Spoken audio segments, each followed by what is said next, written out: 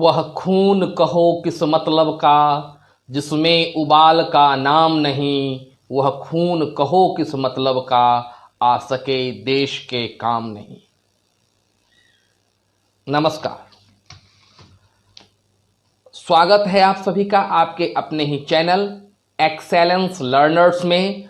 और इस चैनल पर आज मैं फिर आप लोगों के सामने देशभक्ति और राष्ट्रीयता से ओतप्रोत एक कविता लेकर उपस्थित हूं। इस कविता का शीर्षक है मातृ मंदिर की ओर। और इस कविता के रचयिता हैं, इस कविता को लिखा है सुभद्रा कुमारी चौहान ने। बच्चों, सुभद्रा कुमारी चौहान हिंदी साहित्य की बड़ी ही ओजपूर्ण कविता लिखी जाने वाली कवयित्री हैं। इनका जन्म इलाहाबाद में हुआ था और इन्होंने खुद स्वाधीनता संग्राम में बढ़ चढ़कर हिस्सा लिया। कई बार जेल यात्रा की और उस समय जेल की यात्रा यातनापूर्ण हुआ करती थी। जेल की यात्रा करने के बाद उस यातनाओं को उन्होंने खुद महसूस किया और फिर इनकी कलम उस यातनाओं के विरुद्ध में खुलकर बोल पड़ी। सुभद्रा कुमारी चौहान की प्रमुख कविता झांसी की रानी आप लोगों ने पढ़ी होगी। कितना जीवंत वर्णन किया है सुभद्रा कुमारी चौहान ने अपनी इस कविता में। आज उन्हीं की लिखी एक कविता है मातृ मंदिर की ओर। बच्चों, यह मातृ मंदिर की ओर जो कविता है, इसमें भी कवयित्री ने वस्तुतः अपने भावना, अपनी इच्छा, अपनी आकांक्षा मातृभूमि के लिए समर्पित किया है। प्रस्तुत कविता आत्म बलिदान की भावना से ओतप्रोत है। कवयित्री दुखित है भारत की गुलामी को देखकर। सचमुच स्वतंत्रता की बेड़ी किसको अच्छी लगती है। और इनका कवि मन, एक तो मन कवि कोमलता से भरा हुआ, दूसरी ओर स्वाधीनता सेनानी है तो मन में आग भरी हुई है। एक ओर कोमलता, दूसरी ओर क्रांति का मशाल हाथ में पकड़कर जो इनकी छटपटाहट है, जो इनकी संवेदना है, बड़े सुंदर ढंग से उकेरा है इन कविता में। तो आइए इनकी प्रस्तुत कविता को पढ़ें। मैं आपके सामने इस कविता का वाचन करूंगा, साथ ही साथ इस कविता की संपूर्ण व्याख्या सरल शब्दों में आपके सामने में प्रस्तुत किया जाएगा मेरे बच्चों। और कविता की व्याख्या में शुरू करूं इसके पूर्व अन्य दिनों की तरह आज फिर आपके सामने मैं अपना एक रिक्वेस्ट प्रस्तुत कर रहा हूं। मेरी एक गुजारिश है, मेरा एक निवेदन है।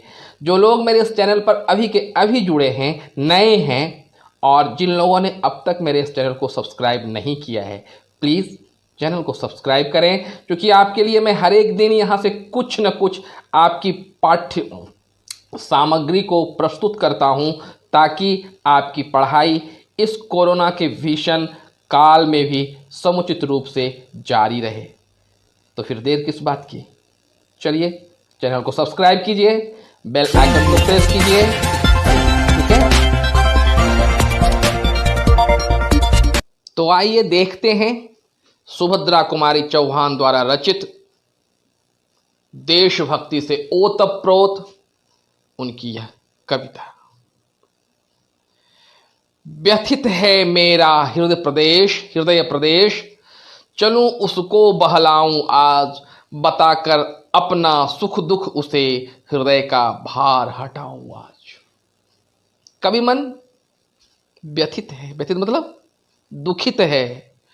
लग रहा है कि उनके कलेजे पर कोई भार रखा हुआ हो, परेशानी है, मानसिक परेशानी से पीड़ित है कवयित्री, और सोच रही है उसके पास जाऊं और अपना मन बहलाऊं। कभी कभी अपने अंदर की जो व्यथा है, अगर वह किसी को नहीं कही जाए तो वह नासूर की तरह टीस मारता है। ऐसा ही कुछ महसूस कर रही है अपनी कवयित्री, और कह रही है आज उसके पास जाकर सुनाऊंगी। यह कौन है भाई, किसके पास जाकर सुनाएगी? और अपने सुख दुख उसे सुनाकर हृदय का भार हटाएगी। देखते हैं अगले बंद में क्या बता रही है वो। चलूं मां के पद पंकज पकड़, नयन जल से नहलाऊं आज, मातृ मंदिर में मैंने कहा चलूं दर्शन कराऊं आज। कहां जा रही है कवि? मातृ मंदिर में, मातृभूमि की मंदिर में, भारत मां की मंदिर में। और क्या चाह रही है? चलूं मां के पद पंकज पकड़। पद पंकज पकड़, यहां पर देख रहे हैं प प प, तीनों शब्द में लगातार प की अनुवृत्ति आई है, आवृत्ति आई है। इसे हम क्या कहते हैं? अनुप्रास अलंकार। तो कह रही है चलू मां के पद पंकज पकड़, मां के कमल रूपी पांव को पकड़, नयन जल से नहलाऊं आज। नयन जल से मतलब आंसू से। आज कवियत्री की इच्छा है कि मां का चरण पकड़कर, उनका चरण जो कमल के समान कोमल है, उसे पकड़ ले आ जाए और अश्रु जल से उसे नहला दिया जाए। नयन जल मतलब आंसू। मातृ मंदिर में मैंने कहा चलू दर्शन कर आऊं आज। और अपनी छटपटाहट को, अपने अंदर की जो आंतरिक उनकी पीड़ा है, उस पीड़ा को थोड़ा सा शांत करने हेतु, उसे सुकून पहुंचाने के लिए कवियत्री चाह रही है मातृ मंदिर में जाएं, मातृभूमि के मंदिर में जाएं, उनके पांव को पकड़कर आंसुओं से धो डालें और अपने अंतर्निहित जो भी उनकी पीड़ा है, व्यथा है, उन्हें सुनाया जाए। क्योंकि मां से अधिक तो हमारी पीड़ा कोई सुन भी नहीं सकता ना। ठीक है, चलिए अब तीसरे बंद की ओर। किंतु हुआ अचानक ध्यान, दीन हूं छोटी हूं अनजान, मातृ मंदिर का दुर्गम मार्ग तुम्ही बतला दो हे भगवान। इच्छा तो है, इच्छा बलवती है कि मातृ मंदिर में जाऊं, मां के चरण कमल को आंसुओं से धो डालूं, अपनी व्यथा को सुनाऊं, ताकि मन थोड़ा सा शांत हो जाए, कलेजे पर का भार मिट सा जाए। किंतु अचानक कवियत्री को ध्यान आया। क्या आया? दीन हूं। दीन दो दीर्घिकार, दो में बड़ी दी, अन्ना। दीन मतलब होता है गरीब। कवियत्री बता रही है मैं दीन हूं, छोटी हूं, अनजान हूं और मंदिर का मार्ग बड़ा दुर्गम है। मातृभूमि की सेवा करना सचमुच एक दुर्गम और दुसाध्य कार्य होता है, लेकिन यहाँ पर अपना कर्तव्य जुड़ा हुआ है। कार्य दुसाध्य क्यों ना हो, या अगर हम वहां कर्तव्य से बंधे हुए होते हैं तो वह अवश्य करने हेतु होता है। तो कवियत्री क्या कह रही है कि मंदिर जाने का मार्ग बड़ा दुर्गम है, इसलिए हे भगवान, मैं जो अपनी मातृभूमि के प्रति कुछ कार्य करना चाह रही हूं, मैं मां से मिलने के लिए जाना चाह रही हूं, इसमें तुम मेरा प्रेरक बन जाओ। हे ईश्वर, मेरी सहायता करो। मार्ग के बाधक पहरेदार, सुना है ऊंचे से सोपान, फिसलते हैं ये दुर्बल पैर, चढ़ा दो मुझको यह भगवान। शायद अंदर से निराश है कवियत्री। इतनी बलिदानों के बाद भी अब तक स्वाधीनता दूर दिखाई पड़ रही थी। चहुं ओर यातना और चित्कार का साम्राज्य था। इसलिए कवियत्री कह रही हैं मार्ग के बाधक पहरेदार। बाधक मतलब रुकावट। मातृ मंदिर में पहुंचने के रुकावट कौन है? पहरेदार हैं। और सुन क्या रखा है इन्होंने? सुने हैं ऊंचे से सोपान। सोपान मतलब क्या होता है? सीढ़ी, मंदिर की सीढ़ी। सुना है ऊंचे से सोपान, फिसलते हैं दुर्बल पैर, चढ़ा दो मुझको यह भगवान। कर्तव्य पथ पर, बलिदान के पथ पर चलते समय पांव फिसलने की भी डर लगी रहती है। कर्तव्य पथ पर अनेकों बार पांव डगमगाते हैं। इसलिए कवियत्री भगवान से प्रार्थना कर रही है, हे भगवान, मैं दीन हूं, मैं हीन हूं, मैं छोटी हूं, मैं अबला हूं, मेरे पांव कांप से जा रहे हैं, सोपान ऊंचे हैं, पहरेदार हैं। इसलिए मेरी प्रार्थना आपसे है, इतना शक्ति हमें भर दो, इतनी सी सहायता कर दो कि मुझको उस सोपान पर, मंदिर के उस सोपान पर चढ़ा दो। ठीक है, स्पष्ट है इसका अर्थ? चलिए अगले बंद की ओर। आहा वे जगमग जगमग जगी, ज्योतियां दिख रही हैं वहां, शीघ्रता करो वाद्य बज उठे, भला मैं कैसे जाऊं वहां।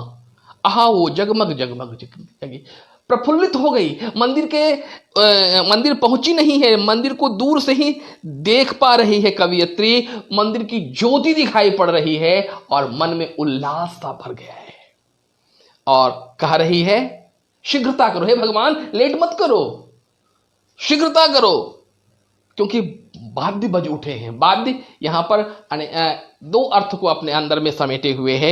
एक वाद्य तो है मंदिर के वाद्य, दूसरा रणभूमि की वाद्य बज चुकी है। स्वाधीनता संग्राम अपने चरमोत्कर्ष पर है, हर वक्त उसकी जो धमक है वह सुनाई पड़ रही है और इस धमक में कवियत्री कह रही है मैं अपने आप को कैसे शामिल ना करूं, मैं अगर शामिल ना करती हूं तो यह मेरी कायरता हो जाती है। इसलिए कवियत्री कहती है नहीं, शीघ्रता करो, क्योंकि अब रणभेरी बज उठी है, मैं वहां कैसे नहीं जाऊं। ठीक है, अब देखते हैं अगला पंथ। सुनाई पड़ता है कल गान, मिला दूं मैं भी अपनी तान, शीघ्रता करो मुझे ले चलो मातृ मंदिर में हे भगवान। सुनाई पड़ता है कल तान, कल कल की ध्वनि सुनाई पड़ रही है और उस ध्वनि में मैं भी अपना तान मिला दूं। मालूम कवियत्री कहना चाह रही है कि यह जो स्वाधीनता का भीषण संग्राम फूट पड़ा है, जिसकी रणभेरी सुनाई पड़ रही है, जिसके वाद्य यंत्र लंगड़े लुल्हे के मन में भी एक उत्साह और ताकत का संचार कर रही है, तो मैं अपने आप को वंचित कैसे करूं, मुझे भी जाना पड़ रहा है, पड़ेगा, मैं जाऊंगी और इस स्वाधीनता संग्राम में मैं अपना कर्तव्य निभाऊंगी। इसलिए बोल रही है मिला दूं मैं भी अपना तान, शीघ्रता करो, शीघ्रता मतलब जल्दी जल्दी करो, मुझे ले चलो। किससे अनुग्रह है, किससे प्रार्थना कर रही है कवियत्री, भगवान से। कहां जाने के लिए, मातृ मंदिर में है भगवान। तो अब तक यहाँ इस बंद में कवियत्री कह रही है कि उसके कानों में सुनाई पड़ रही है मंदिर की वह ध्वनि और वह बेचैन हो उठी है। अपने जो उनका अपना कर्तव्य है, जो उनका मौलिक कर्तव्य है, वह कर्तव्य को भी उसमें समाहित कर देना चाहती है। इसलिए भगवान से कह रही है जल्दी करो भगवान, शीघ्रता करो, समय नहीं है। चलूं मैं जल्दी से बढ़ चलूं, देख लूं मां की प्यारी मूर्ति, आहा वह मीठी सी मुस्कान जगाती रहती न्यारी स्फूर्ति।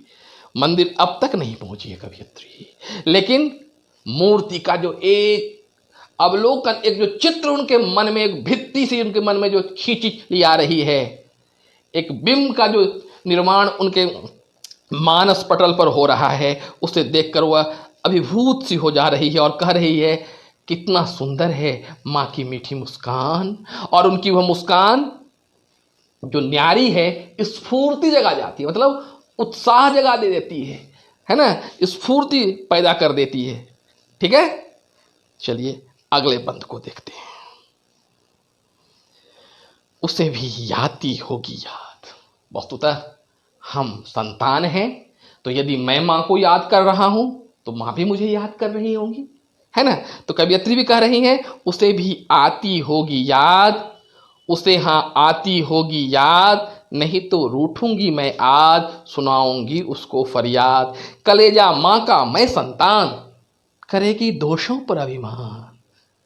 क्या कह रही है, एकदम तदात्म संबंध स्थापित कर रही है मां के साथ, ऐसा संबंध जिसमें कि बीच में कुछ बच ही नहीं जाता है। क्या बोल रही है, उसे भी आती होगी याद, मां को भी मेरी याद आ रही होगी, बहुत दिनों से गई नहीं हूं, मां से मिलना मेरा कर्तव्य है जी, तो मैं जाऊंगी। इसलिए कह रही है उसे भी आती होगी याद, फिर कह रही है उसे हाँ आती होगी याद। कंफ्यूज, यहां पर एक उधेड़ बूंद सी में है कवियत्री, आ रही होगी ना, हो सकता है नहीं भी आ रही हो, इतनी वेदना में मां है।